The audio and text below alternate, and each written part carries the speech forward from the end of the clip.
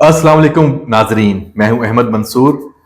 रात के 2 बज चुके हैं और रात के 2 बजे तक की जो ताज़ा तरीन सूरत हाल है, जो डेवलपमेंट्स हैं, वो आपसे शेयर करते हैं। आप देख सकते हैं कि इस्लामाबाद में जो सहाफ़ी हैं, जर्नलिस्ट हैं, फोटोग्राफर हैं, कैमरामैन हैं, वो जो विजुअल्स और मनाजर जो रिपोर्टिंग कर रहे हैं, उसमें शेलिंग है डी चौक में, फैजाबाद में। तो हालत यकीनन बहुत मुश्किल काम होता है ये, लेकिन करना पड़ता है बाखबर रखने के लिए नाजरीन आपको। तो जो हमारे तमाम जो दोस्त साथी सहाफ़ी जर्नलिस्ट हैं, फील्ड में हैं, और ख़ास तौर पे जो खैबर पख्तूनख्वा से इस्लामाबाद के रास्ते पर अली अमीन गंडापुर की क़यादत में जो पीटीआई का ये एक मॉब कह लें, मैं तो उसको साफ सी बात है एक इंतशारी ग्रोह ही कहूंगा। इस वक्त जो सूरत हाल है, जिस तरीके से वो आ रहा है, हमलावर बाकायदा तौर पे जो उनके पास सामान है, साजो सामान वो लेके आ रहे हैं, सरकारी वसाइल खैबर पख्तूनख्वा के, और उसकी भी तफसील आपसे शेयर करते हैं और कहाँ है इस वक्त और वहां क्या सूरत हाल है। लेकिन सबसे बड़ी खबर जो है वो फौज आर्मी की डिप्लॉयमेंट है।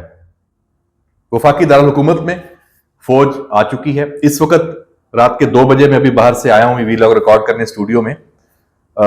खुद अपनी आंखों से देख के आया हूं फौज के दस्ते तमाम अहम जो अमारात हैं, शाहरा दस्तूर पर, डी चौक पर और इस्लामाबाद में, वो वहां पहुंच चुकी है, डिप्लॉयमेंट हो चुकी है। सड़कों पे जो फौजी दस्ते हैं, गाड़ियों में जो क्विक रिस्पांस फोर्स है, क्यूआरएफ, उनके दस्ते वो गश्त कर रहे हैं।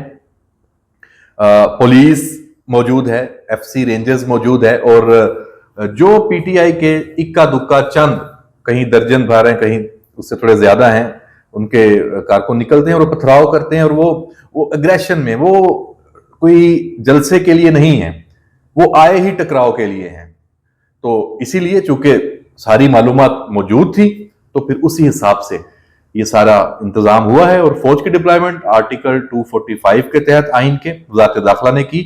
उसका जो बुनियादी तौर पे जो वजह है, वो एससीओ का जो इजलास हो रहा है 15-16 अक्टूबर को, 5 से 17 अक्टूबर तक ये डिप्लॉयमेंट है। लेकिन इसमें जो बड़ी खबर, जो इससे पहले हमें हालिया जो तारीख है वो सुनने को नहीं मिलती, फौज की डिप्लॉयमेंट खैबर पख्तूनख्वा में हुई है। और जो अली अमीन गंडापुर के साथ लोग मौजूद हैं, पंजाब की हदूद में दाखिल हैं, शेलिंग चल रही है, पथराव वो पुलिस पे और जो कानून नाफज करने वाले इदारे हैं उन पर कर रहे हैं। 3 जगह पे उनको रोका गया, कुछ वो काफिला आगे पहुंचा है हजरों के पास, उससे थोड़ा आगे हारो रिवर भी उन्होंने क्रॉस किया। तो अभी वहां एक तो अंधेरा है। जितने हमारे दोस्त वहां पे मौजूद हैं वो बता रहे हैं, जो जर्नलिस्ट हैं, कि वहां सूरत हाल काफी परेशान कुन है, लेकिन उनका घेराव कर लिया गया है। पीछे अकब से फौज के दस्ते पहुंचे हैं, पोजीशन संभाल ली है। ये कोई भड़क मारने वाली या कोई खुशी की या वो ऐसी खबर नहीं है, ऐसा होना नहीं चाहिए। लेकिन चूंकि ये इंतशारी टोला पाकिस्तान को अदम इस्तेहकाम का मजीद शिकार करने के लिए हमला आवर है, और उसका जो और अफसोसनाक सूरत हाल है कि एक सूबे का वजीर आला अपने तमाम सूबे के वसाइल लेकर ये करने जा रहा है, तो उनको कोई मौका नहीं दिया जाएगा। जो सिक्योरिटी जराए हैं, जो रियासती जराए हैं, उन्होंने बहुत दो टोक और ठोस अल्फाज में वाजे किया है कि इतनी सी भी गुंजाइश नहीं दी जाएगी अब। और आप जब ये वीलॉग देख रहे होंगे तो आपको कुछ मजीद इकदाम नजर आएंगे। गिरफ्तारियां धड़ाधड़ हो रही हैं, चूंकि ये अवाम नहीं है, इसलिए कि अवाम है तो करोड़ों पाकिस्तानी हैं, इनकी जो तादाद है आटे में नमक के बराबर है। चंद सौ, चंद हजार, इससे इनकलाब नहीं आया करता। ये अपना जो एजेंडा है उसके लिए आगे आए हैं, और वो इनका एजेंडा यही अक्टूबर में कि पाकिस्तान में क्यों इतना बड़ा काम हो रहा है और मौजूदा हुकूमत को क्रेडिट जाएगा। और इनका जो वो अडयाला में बैठा हुआ है, जो सारा पीछे से वो इनकी डोरें हिला रहा है और उसकी भी कोई डोरें हिला रहा है, ये इस पे बिल्कुल कोई, मैं समझता हूं कि राय कायम करने में मुझे तो कम से कम कोई वो नहीं है कि मैं कहूं कि मैं अपनी ये वाली राय कायम ना करूं। तो जनाब इतलात भी ये हैं, खबरें भी यही हैं कि अली अमीन गंडापुर और उसकी क़यादत में, और एक और इसमें खबर भी आई है, इस वक्त रात के 2 बज चुके हैं, अली अमीन गंडापुर वहां से आगे आने से हिचकिचा भी अब रहा है।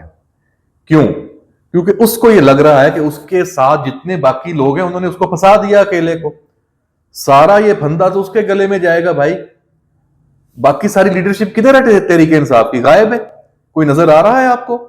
कोई भी नहीं। तो अली अमीन गंडापुर ने एक मैसेज, इतलात के मुताबिक, वो आया नहीं सामने, वॉइस नोट है या किस तरीके से, उसने कहा भाई किधर हो, कहां गायब हो गए हो, मुझे फंसा के, आओ इकट्ठे लड़ते हैं, इकट्ठे मरते हैं। आप लोग मुझे फंसा रहे हो अकेले को, तो जिम्मेदारी अकेले मुझ पे क्यों? मुझे बताओ करना क्या है, करना है तो सामने आए। तो जनाब ये सूरत हाल है, और इस वक्त पार्टी के अंदर शदीद एक लड़ाई शुरू है।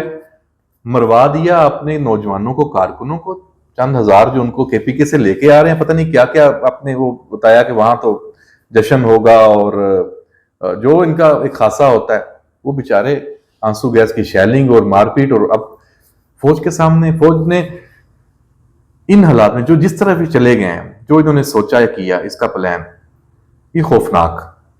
इनको लाशें चाहिए थी, फैसल वाडा ने भी यही बात की थी, क्योंकि सारी प्लानिंग है ही लाशें लेने के लिए।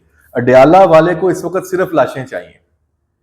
क्यों? क्योंकि उसको पता है कि अदालतों से उसका जो, उसके खिलाफ जो केसेस हैं, उसकी जमानत नहीं हो रही, उसको सजाएं हुई हैं, वो इस वक्त मुजरम है, उसके केसेस चल रहे हैं। फैज अमीन नेटवर्क वाला मामला फौजी अदालत की तरफ जा रहा है, वो एक लहरा सिनेरियो बना हुआ है।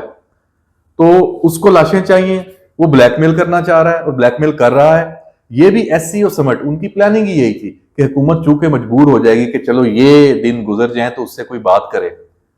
नहीं होगी बातचीत बंद है। बातचीत किस बात की? आप जिस तरीके से आ रहे हैं, आप सियासत तो खत्म हो चुकी है भाई। आप सियासत नहीं कर रहे, आप इंतशारी हैं, फसादी हैं। और फौज का इस तरह बाहर आना ये बहुत गैर मामूली है, और ये इस बात का सबूत है, अकास है कि फौज और फौज की क़यादत की बस हो गई है इस सियासत, इस 2 नंबर सियासत से। वो आ गए हैं और उन्होंने कह दिया कि भाई किसी को कोई गुंजाइश, कोई भी हो भले, कोई चांस नहीं है। हमारे पास ये इतलात हैं कुछ चीजें आपसे। एक और बात बताता जाऊं, गवर्नर खैबर पख्तूनख्वा फैसल करीम कुंडी का मैंने थोड़ी देर पहले इंटरव्यू किया, वो अपलोड हो चुका है, वो आप देख सकते हैं M2M मिनट टू मिनट पर। और मैंने एक्स पे भी उसके मुख्तलिफ क्लिप्स भी शेयर किए हैं। उन्होंने आज वजीर आजम से, अब तो गुज़श्ता दिन हो गया, मुलाकात की, बड़ी अहम, और खैबर पख्तूनख्वा के हवाले से की, इसी सारे मामले से की। तो उन्होंने बहरहाल हमें तो बताया कि अली अमीन गंडापुर इस्लामाबाद नहीं आएगा। उनके पास भी खबर है, वो उनको बचपन से जानते हैं, और उनको ये भी पता है कि क्या होने वाला है, क्योंकि सारे जो फैसले हैं। लेकिन उन्होंने जो कुछ इशारे दिए वो ज़रूर परेशान कुन है। वो खैबर पख्तूनख्वा की हुकूमत, अली अमीन गंडापुर और तहरीक इंसाफ को अब वो भी एक सियासी जमात करार नहीं दे रहे। ये अफसोसनाक है। तहरीक इंसाफ ने यह सफ़र तय कर लिया है कि वो सियासी जमात से एक मुनज़्ज़म फसादी और इंतशारी जमात में ढल चुकी है। तो जब ये चीज़ तय हो चुकी है तो फिर अगला मरहला क्या होगा, ये इसका अंदाज़ा लगाना बहुत आसान है। तहरीक इंसाफ को इस तरह की सियासत जिसमें इंतशार है, फसाद है, अब करने का मौका नहीं दिया जाएगा। गिरफ्तारियां भी हो सकती हैं। गो के ज़राए ने सख्ती से तरदीद कर दी है कि खैबर पख्तूनख्वा में गवर्नर राज नहीं लग रहा। इस हवाले से जो चेमगोइयां और क्या सराइयां चल रही हैं वो बिल्कुल गलत हैं। वो एक तरह से उन्होंने कहा कि झूठ पर मबनी है। लेकिन नाजरीन, मैं आपको बता दूं कि जो हालात जिस तरफ जा रहे हैं, गवर्नर राज का जो ऑप्शन है उसको आप माइनस नहीं कर सकते, बल्कि वो ऑन टेबल है इस वक्त भी। जब आपकी मुल्क की फौज खुद सामने आ गई है, कानून नाफज करने वाले जो इदारे हैं, पुलिस, और वो भी इस वक्त बड़ी दिलेरी से सामना कर रहे हैं इस सारी सूरत हाल का, तो उनकी भी ढारस की फौज साथ खड़ी हो गई है। सिर्फ उनको नहीं छोड़ा हुआ इंतशारियों के आगे पथराव से, और उनके पास असला भी देखे आपने, विजुअल्स भी हैं, बाकी जो नुकसान पहुंचाने वाले तमाम उनके पास हरबे हैं। तो फौज का आना इस तरह बहुत एक मानी रखता है, और ऐसे मौके पे कुछ भी हो सकता है। इसलिए गवर्नर राज का जो ऑप्शन है वो बिल्कुल टेबल पर मौजूद है। सुबह होगी और कल शाम होगी और सारा सिनेरियो क्या होगा। अली अमीन गंडापुर एक सूबे का वजीर आला है, अगर वो बाज ना आया उसकी गिरफ्तारी भी हो सकती है। जब गिरफ्तारी होगी तो फिर क्या होगा। अच्छा, खैबर पख्तूनख्वा में गवर्नर राज के हवाले से अभी चूंकि सबको पता है कि आईनी तौर पे उस वक्त तक मुमकिन नहीं होता कि जब वहां पे असम्बली का इजलास हो रहा हो, वहां असम्बली का इजलास उन्होंने खत्म नहीं किया, उनको चूंकि खदशा है इस बात का, तो उसके भी ऑप्शन होंगे इमरजेंसी की सूरत और बाकी सारे मामला। तो जनाब, रावलपिंडी इस्लामाबाद की सूरत हाल ये है कि ये बिल्कुल शहर इस वक्त बंद है, आमदोरफ्त मुअत्तल है। हाँ, पीटीआई का जो जलसा होता या एहतजाज उसमें जान नहीं है, लेकिन चूंकि जब आप हमलावर हैं, इंतशारी हैं, आप पथराव करते हैं, आके आपने फसाद करना है, तो ये सूरत हाल तो बननी है। अवाम के जानो माल के तहफ़्फ़ुज़ के लिए यकीनी तौर पे रास्ते भी बंद होते हैं फिर, और जो रोज़मर्रा के मामूलात हैं वो भी मुअत्तल होते हैं, और ये सूरत हाल है। मोटरवे भी बंद है, खैबर पख्तूनख्वा से आने वाले रास्ते वो भी सारे बंद हैं। और इस वक्त जो मार्का है, जो लड़ाई है, जो इस वक्त अली अमीन गंडापुर और उसके साथ जो लोग आ रहे हैं वो पंजाब की हदूद में है, और उनके पीछे भी फौज आ चुकी है डिप्लॉयमेंट पोजीशन ले सकती। और सिर्फ इधर नहीं, खैबर पख्तूनख्वा में, पेशावर में, मुख्तलिफ जगहों पे बहुत भारी डेवलपमेंट है, ये डिप्लॉयमेंट है फौज की, और ये गैर मामूली है। तो इन हालात में आप भी नज़र रखें, हम भी नज़र रखें। अब तो जागते रहना है, गलती की गुंजाइश किसी के पास भी नहीं है। दुआ करें कि पाकिस्तान इस मुश्किल सूरत हाल से निकले और इंतशारी और फसादी जो हैं वो अपने मकसद में कामयाब ना हो, और इंशाअल्लाह नहीं होंगे। इजाज़त दीजिए, अल्लाह हाफिज़।